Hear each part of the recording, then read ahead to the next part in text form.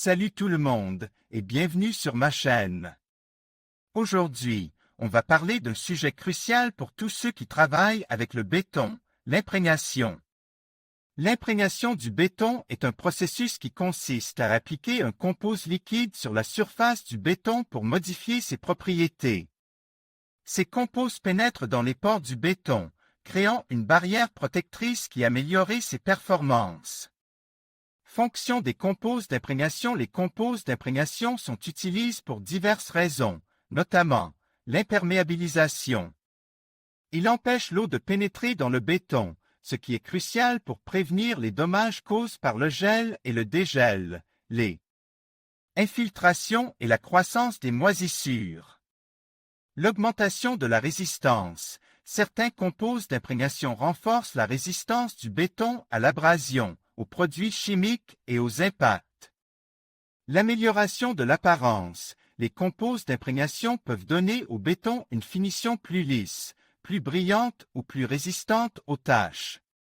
Exigences en matière d'imperméabilisation et d'augmentation de la résistance du béton. Les exigences en matière d'imperméabilisation et d'augmentation de la résistance du béton varient en fonction de l'application. Par exemple, un trottoir extérieur aura besoin d'un niveau d'imperméabilisation plus élevé qu'un mur intérieur. Il est important de choisir le bon composé d'imprégnation pour répondre aux besoins spécifiques de votre projet. Classification des composés d'imprégnation. Les composés d'imprégnation sont généralement classés en 3 catégories principales. Composés acryliques, ce sont des composés à base d'eau, généralement moins chers et faciles à appliquer. Ils offrent une bonne imperméabilisation et une résistance aux UV, mais leur résistance à l'abrasion et aux produits chimiques est limitée. Composés polyuréthane, ces composés offrent une excellente imperméabilisation, une résistance à l'abrasion et aux produits chimiques, ainsi qu'une bonne flexibilité. Ils sont plus chers que les composés acryliques, mais offrent une protection plus durable. Composés époxy. Les composés époxy sont les plus résistants et offrent une excellente protection contre l'abrasion, les produits chimiques et les impacts. Ils sont également très durables et résistants aux UV. Cependant, ils sont plus chers et plus difficiles à appliquer que les autres types de composés. Caractéristiques fonctionnelles des composés d'imprégnation. Chaque type de composé d'imprégnation possède des caractéristiques fonctionnelles spécifiques qui déterminent son application optimale. Les composés acryliques sont idéaux pour les applications où l'imperméabilisation et la résistance aux UV sont prioritaires, comme les terrasses, les patios et les murs extérieurs. Les composés polyuréthane sont utilisés pour les applications nécessitant une résistance accrue à l'abrasion et aux produits chimiques, comme les sols industriels, les parkings et les rampes d'accès.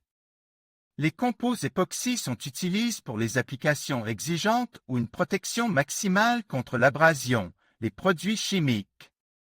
Et les impacts est requise, comme les sols de garage, les ateliers et les usines. J'espère que cette vidéo vous a donné une meilleure compréhension des composés d'imprégnation et de leurs applications. N'hésitez pas à laisser vos questions en commentaire et à vous abonner à ma chaîne pour plus de conseils et de tutoriels sur le béton. Et tout le monde, et bienvenue sur la chaîne. Aujourd'hui, on va parler d'un sujet vraiment important pour tous ceux qui travaillent avec le béton, l'imprégnation. On va explorer les différents types de composés d'imprégnation disponibles, leurs caractéristiques et comment ils fonctionnent. On va aussi parler de la technologie d'imprégnation elle-même, pour que vous puissiez comprendre comment elle transforme le béton.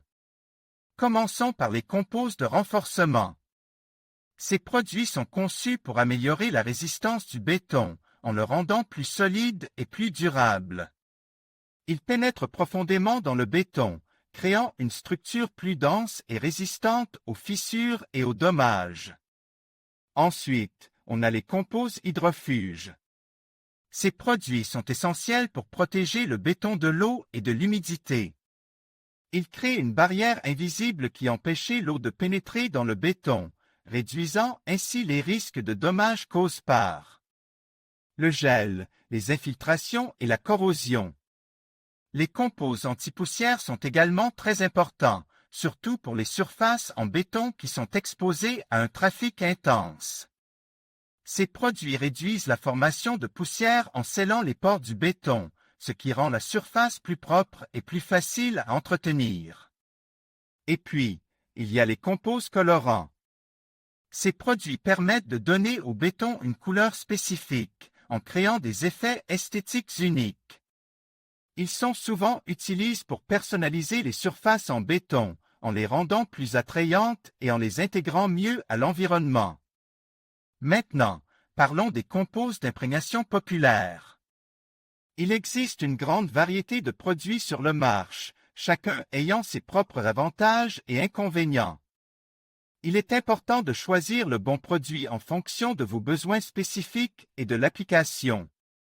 Par exemple, certains composts sont conçus pour les surfaces horizontales, tandis que d'autres sont plus adaptés aux surfaces verticales.